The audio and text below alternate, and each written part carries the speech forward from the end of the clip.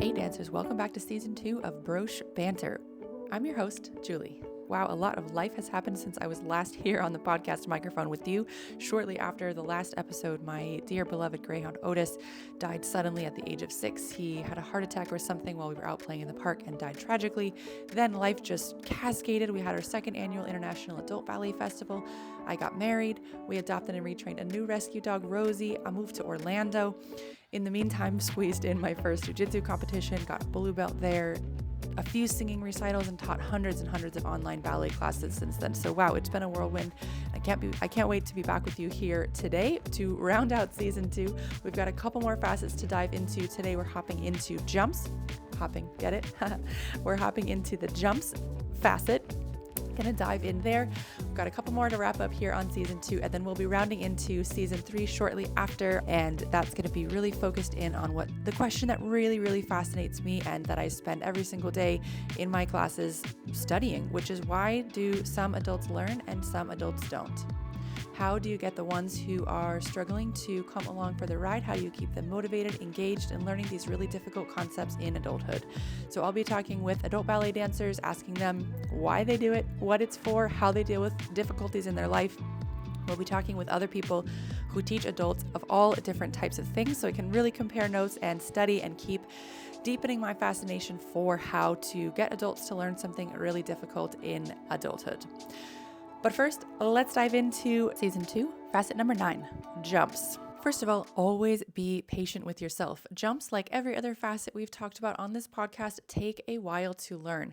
I hear way too often that people will go to an open ballet class, the teacher gives a petite allegro combination or a really fast across the floor grande allegro combination with many diagonal passes, crams it into the end of class without too much instruction. Sometimes they don't even show the exercise, they just mark it with their hands. And then the dancer will think that jumps just aren't for them, or they'll just be totally befuddled and discouraged and feel like they can't do it. Within a 90-minute class, it can be pretty tough as a teacher to fit in everything you want to teach in that period of time, to help the dancers with their technique, to get them warm enough to even get to jumps at the end of class, and to really get through all the different topics in ballet. Not to mention that jumps aren't always something that every adult wants to work on. So sometimes doing them in a mixed environment where it's not clear if everybody wants to jump, it can be a little difficult to advocate for spending so much time on jumps when it might alienate several of the participants in class. So it can be tricky for so many reasons, both for the dancers trying to learn it and for the teacher trying to teach it in a mixed level or open setting. So first of all, I want to encourage you that you can do it if you want to. It takes time, it takes practice, it takes repetition and strength and all the good stuff, but you can learn it if you take the time to focus on it. You're not going to learn it in that type of environment where it's just thrown at you without any preparation or any explanation, but if you do want to break it down and you do want to learn it and work on it, it is possible. Second of all, as we've talked this whole season, jumping is just one facet of so many facets of ballet. I hope with this whole season that we encourage you to take the things that you love as far as you want to take them, and then to remove the guilt of not doing the things that you don't enjoy and taking away the pressure of needing to work on all of it. Life is short. If you want to jump, work on it really hard, get it, work on it, love it till its maximum. And if you don't, you're welcome to leave it. I know it can feel embarrassing to sit out in jumps if you're in a group class, but yeah, don't let people tell you to jump if you don't want to. And conversely, don't let them tell you that you can't learn it if you do want to try. Okay, diatribe over. If you do want to work on them, stay with me and let's go. To start off, jumping is one of the more dangerous aspects of ballet. Don't get me wrong, I don't want to scare you off at all. You can certainly be safe while you're working on jumping, but it's worth noting that the takeoff and the landing of a jump are sudden and explosive, and they're hard to control slowly and carefully. So you do want to make sure that you have enough strength to control your body and that you've actually trained your feet and your knees to hold you well when you land, that you've trained your core to be strong enough to support your lower back when you land. Again, don't get me wrong, you can work on it and be safe. Certainly, so many adults have done it and will continue doing it, but it's just worth noting that this is an area where you want to be careful and you want to make sure you've trained your body to hold you up. You don't push yourself into jumps where you can't think and you can't stay present and focused on the correct technique while you're doing your takeoffs and landings. Additionally, some things about jumps that often hold adults back from wanting to even try them. They might have some knee pain, some lower back pain, some ankle or Achilles pain. This type of thing you do want to make sure is pretty well resolved or managed before you're starting into a big jumping regimen or working up to it. The other thing is the cardio health and the cardio stamina. Jumps take a lot of cardio and you really do want to be ready for it. And know that that's going to be difficult. Sometimes doing the jumping is how you can get strong in cardio, but that can be a little bit of a deterrent for adults to want to work on it. Also, the mass amount of sweat that's going to come off of your body when you're working on jumps. Make sure you wear clothes that either aren't going to show your sweat or are going to wick the sweat, or if you don't mind looking really sweaty, if you see that as a badge of honor, then you can really embrace it. But you will sweat a lot when you're working on it, and sometimes people are hesitant to go out and do a bunch of sweating, especially in public. And then support.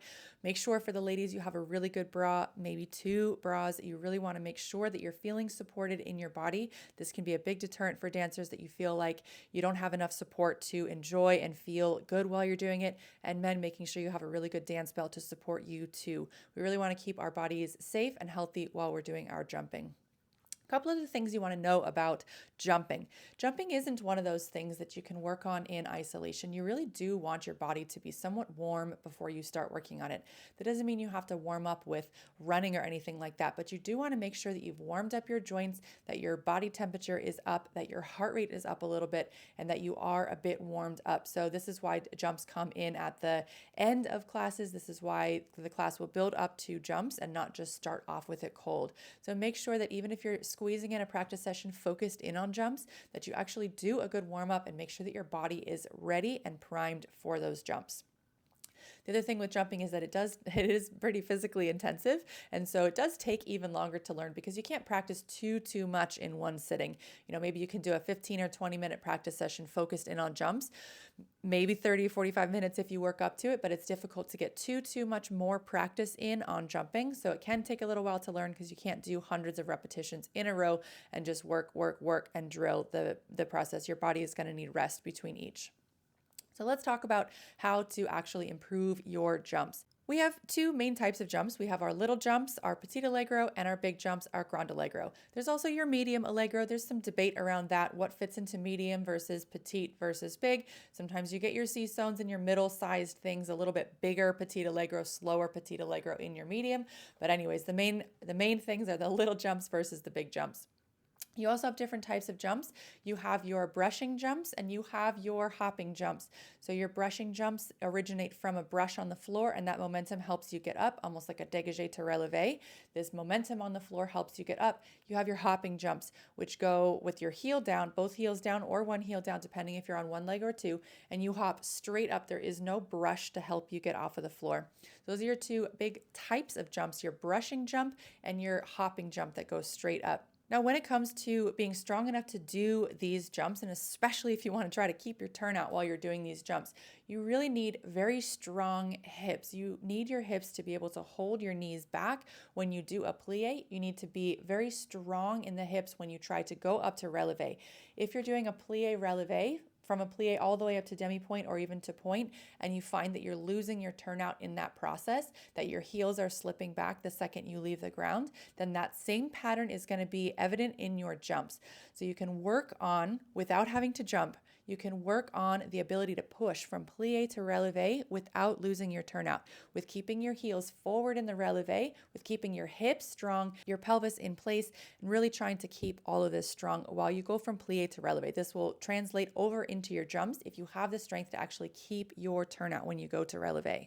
You need to have a strong core. Now, what I mean by this, when you push your body off the ground, when you give yourself force, you want to make sure that that force is actually going to be used to push you into the air. Now, if you don't have a strong core, this force is instead going to be wasted on pushing you back, on changing the shape of your spine. This force, all this momentum is just going to be absorbed right into your body by changing the shape of your spine, changing the shape of your back, causing you to wiggle. The more strong and stable you can hold your spine and your core, the more your momentum is actually going to go to pushing you up in the air, and your momentum won't get wasted on creating a ripple effect in your body. So holding your core very strong allows this closed system of momentum generation to actually go to pushing you up into the air and not into wiggling your spine. That goes right up into your shoulders as well. So as we jump, a big thing that we see is that the shoulders will pop up as we push off the ground. What you need to do is the opposite. You need to feel that your shoulders are coming down to meet your heels. You're compressing your body in the air. You don't want to lift your shoulders up as you leave the floor. You need to train your shoulders to go down as your heels leave the floor so that you, again, don't waste momentum on lifting your shoulders, and instead your shoulders plug into your heels to keep you in one unit as you're going up and down. When you're jumping, you really want to feel your shoulders and your heels together as one line. And then your feet. To get that last little ounce of ballon or height, you want to be able to push with your toes off the floor. So you roll through the floor, you roll through the foot, the heel comes off the floor, and then when the ball of the foot comes off the floor, you want that to be a big push off of the ground with your toes. You want to be able to push your body weight with your toes. This is what dégagé is for, what frappe is for. If you're doing the flexing variety, that is, and you really want to be able to create this momentum with your toes so that your toes can actually push up and create lift and take off. So you've got all of these aspects that you need when you're jumping. Again, all of these can actually be practiced at the bar with something like, for example, I teach a men's bar or a power bar, which is really focused in on how to hold your turnout when you push from plie to releve, on how to hold your shoulders still and how to get your feet to be able to push your leg up and off of the ground. Now, when you actually try to put this into practice, you want to make sure that you have a good floor to help support you. So in ballet, what we use is called a sprung floor, S-P-R-U-N-G, a sprung floor. And what a sprung floor is it's a floating wood floor, meaning it's not glued down to anything. It's a floating wood floor over top of a piece of foam. And so when you land on it, the wood floor will have some give to it. The panels and the pieces that are clipped together will have some give to it, allowing it to absorb a little bit of your shock and a little bit of the impact on landing. Now, a sprung floor really helps you do jumps a bit more safely. I mean, still the floor feels very hard, but the difference between a concrete floor and a sprung floor is massive. So you want to make sure you're working on your jumps on a good floor.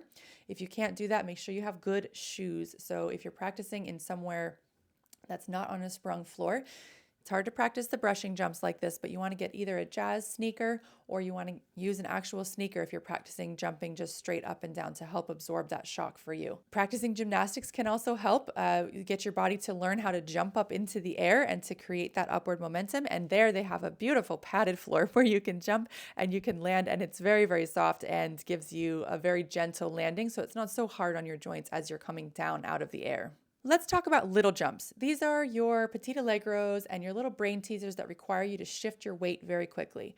Now, it's worth noting that shifting your weight quickly is actually a difficult thing, and it becomes more and more difficult as we age. But it's actually a super important skill to keep building as we age. So if we actually look at a very interesting 2023 study done by the National Library of Medicine. In the introduction of this study, they really summarize it very well. The study is actually about trying to improve weight shifting using a VR game. Actually, kind of an interesting study. If you want to read it, I'll have it linked in the podcast notes. So they say, and I'll read directly from their introduction here. Weight shifting constitutes an important component of dynamic postural control, which refers to the ability to keep one's body weight within the base of support. With age, weight shifting becomes slower and less accurate. Weight shifting deficits, especially in the mediolateral direction, which means side to side, which is basically what petite allegro is, were found to account for 41% of falls in older adults in one study. Age-related increases in fall risk go hand in hand with an increased risk of fall-related injuries, loss of mobility, and mortality. Therefore, strategies to ameliorate these problems are urgently needed. It goes on to say, as weight shifting is important for maintaining stability during the majority of posture and gait tasks, this study also assessed the transfer to general balance, performance, and limits of stability outside of the game setting. We wanted to examine whether the effects of weight shifting training were maintained when cognitively distracted. So anyways, this study is super interesting, and just even the introduction kind of summarizes what we find so much, which is with petite allegro, that weight shifting is really difficult, especially as we age, and number two, even more difficult when we are quote unquote cognitively distracted, which is basically, can we agree that's basically petite allegro in a nutshell, is when we are very distracted, there's a lot to think about, and it becomes very difficult to shift our weight quickly from side to side. So balance training, shifting your weight from one foot to the other very quickly, being able to close one leg and immediately step onto it to get the other leg out for your next jump is a huge skill to work on to build up your little jumps and your speed and accuracy of being able to do them. As with anything with speed, once your body can shift quickly from leg to leg, now comes the brain.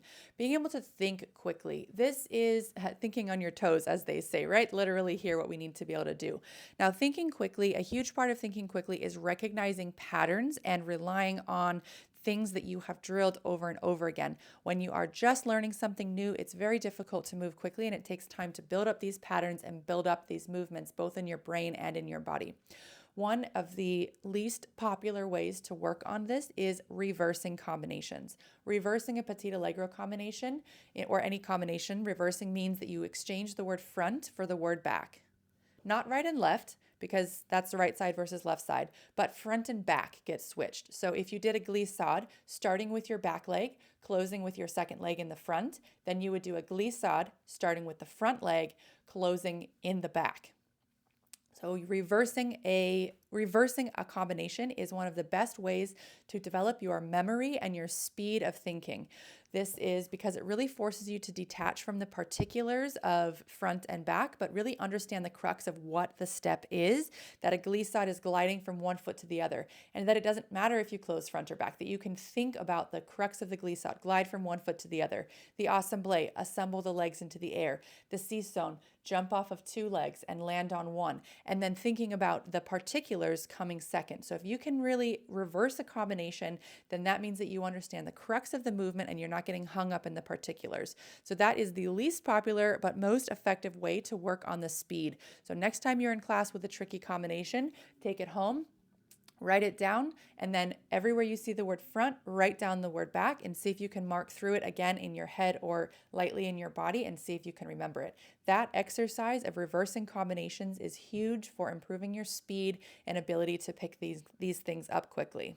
And then spend a lot of time working on quick dégagés and working on frappés. These are to get your legs moving quickly, to get your brain thinking quickly and connecting with your body in a very quick way, and then also to learn how to generate force from and with the floor.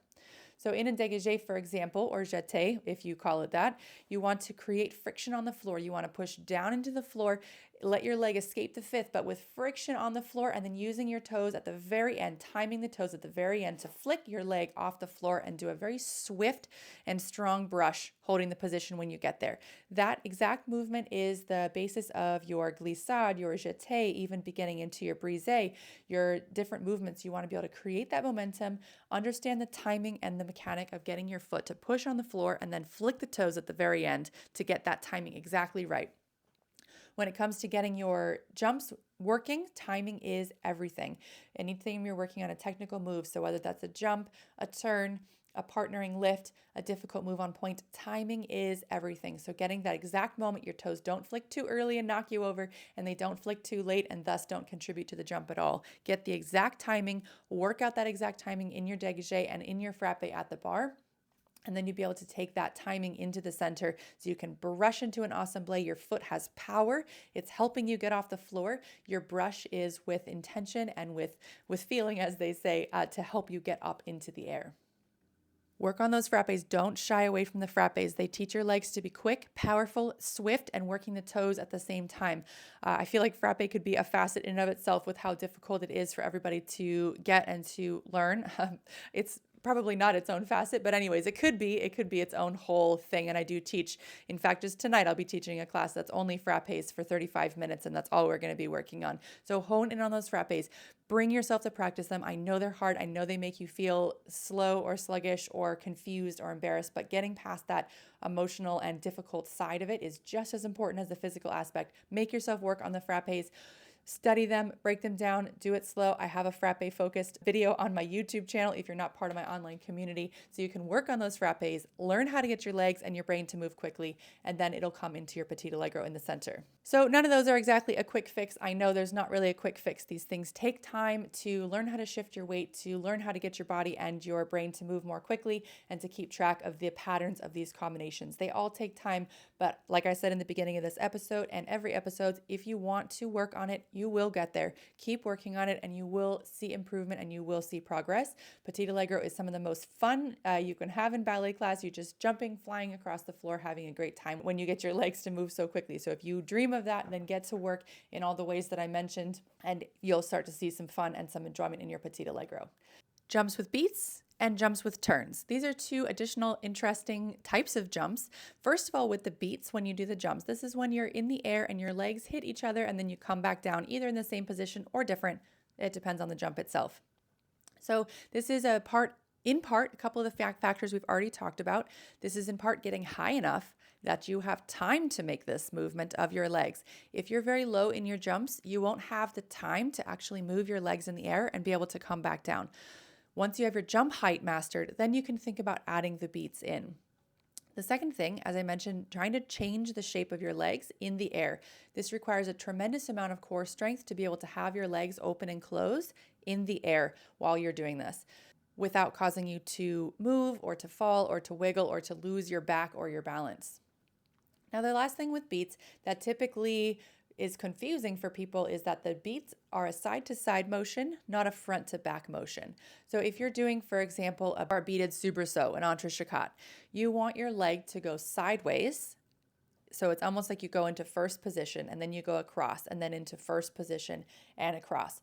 So the first thing you need to practice with jumps with beats is, can you jump up and separate your legs? Your legs need to be able to go apart from each other when you jump so that you have space to then close them in a different place. So you jump up and your legs go slightly apart from each other so that you can then squeeze them in towards each other. And then they go slightly apart from each other and they cross. One of the big mistakes with people learning beats is that they're not separating their legs and they're trying to just have their legs go back and forth or forward and back. But what you need to do is push off the ground, separate your legs slightly to the side, open your legs a little bit and then close them and then open and close. This side to side motion is what makes the beats work.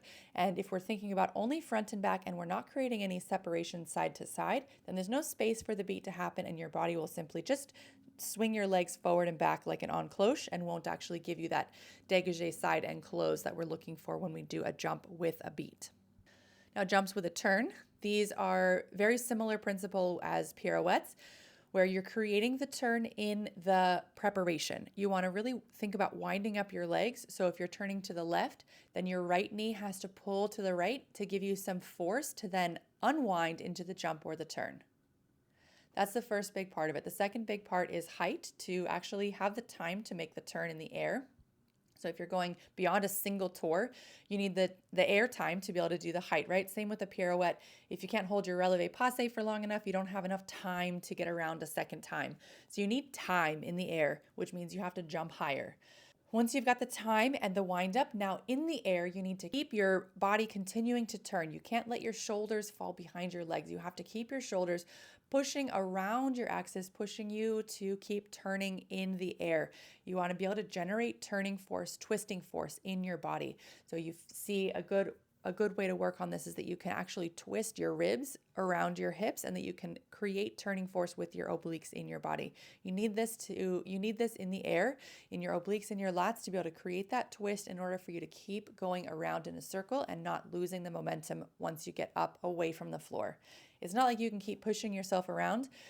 Once you're up, and you have to either have given yourself enough force in your preparation, or you need to keep generating a twisting force in your core with your back as you're up in the air doing the turn. Jumps with turns can be built up the same way that we build up pirouettes. So starting with quarter turns, half turns, 3/4, and then wholes, and then beyond into more and more revolutions around in the air.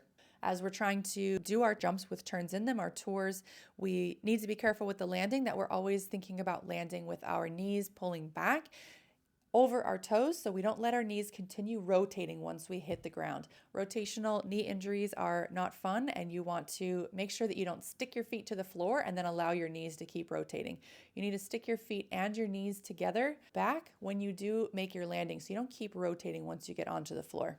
So let's talk about the big jumps. The grande allegro jumps, they require a big explosive push off of one leg, usually off of one leg. For example, even your split leaps, one leg's already in the air by the time the other leg pushes. So you have to get one leg to be able to propel you far into the air. This also requires you to be able to work up speed across the floor to be able to get up into the air. Most of the grande allegro jumps don't start from standing. We have movements that get us going into that big jump.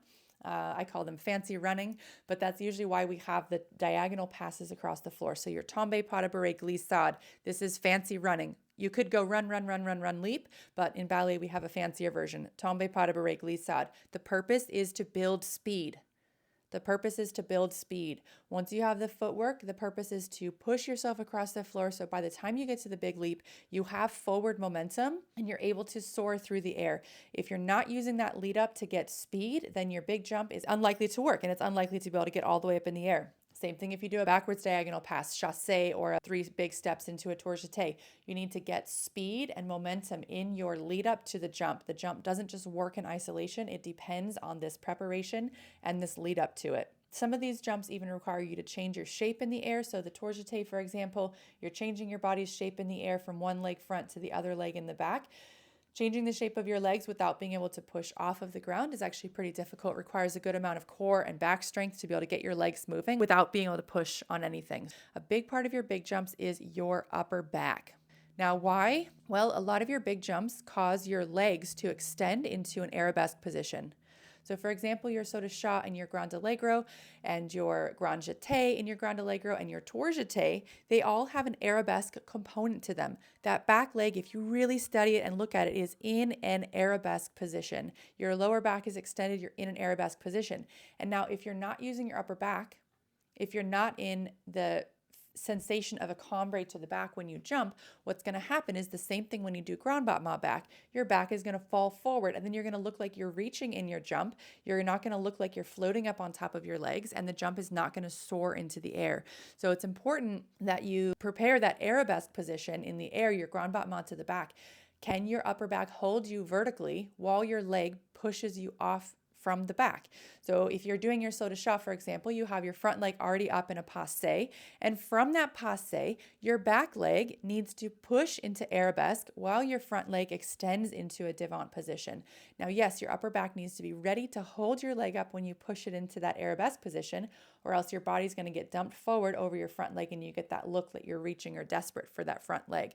So little known, little talked about, if you want that big split leap, you have to be able to hold your back up while you push off with your back leg. So the big keys to your big jumps, they are, number 1, being able to generate speed across the floor. Number 2, to be able to hold your shape or change your shape in the air once you push off the ground. And number 3, being able to push off the ground, typically from just one leg while the other leg is already in a very high position.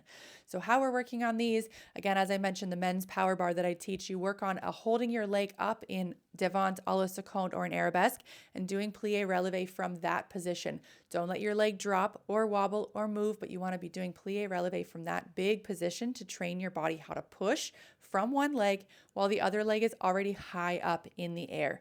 Prepare the first leg, and then the second leg propels you up for the end. And then last, with all of your jumps, every jump, timing is everything. So the timing of the quote unquote fancy running in a big jump, it has to go right into the big leap. It has to go very fluidly and very strong. So once you've broken it all down and tore all the pieces out and worked on each piece individually, then the last task for all of these things I mentioned is timing. If you lose your rhythm, picture somebody jumping on a trampoline. Once they lose their rhythm, all the bounce is gone. They'll double bounce or they'll get stuck or they won't get so high. Getting that height is all about timing. Everything has to go at the same time. The momentum has to be working together like a Zen garden combed. Everything is going the same direction at the same time. So for our jumps, whether our big jumps or our small jumps or our medium jumps, we are working on the technical aspects as much as we can. We're working on the speed, the power, the precision, the stillness in our spine and our core. We're working to understand the nature of the mechanics with reversing the combinations, with practicing remembering them and picking them up so that we can move quickly. We're practicing our fancy running, how we can shift our weight from one leg to the other very quickly, whether it's petite allegro or whether it's that fancy running, trying to build speed all the way up to the grande allegro. And we're working on the power in our legs to be able to push our whole body up off of the floor with our hips, with our quads, with our calves, with our toes, with everything in between. And lastly, we are continuing to have patience with ourselves. We are continuing to work through those times when it feels discouraging, when it feels like we're not going to get it. We keep showing up and we keep practicing if we really want to learn how to jump and we really want to master this facet of ballet. Keep going, keep jumping, keep practicing, and keep having patience. It will continue unfolding like every other facet in your journey. You keep chipping away at it day after day, and eventually you have a beautiful gem to enjoy. All right, dancers, I hope you had some fun. Back with me on Broche Banter. Find me on social media at Broche Ballet. Find me on YouTube also at Broche Ballet. I always love to hear from you on what parts of the podcast are resonating with you, what brings up more questions, and what else you want to know. I'll see you guys again very soon for the next episode of season 2. Thanks so much for being here. Happy dancing.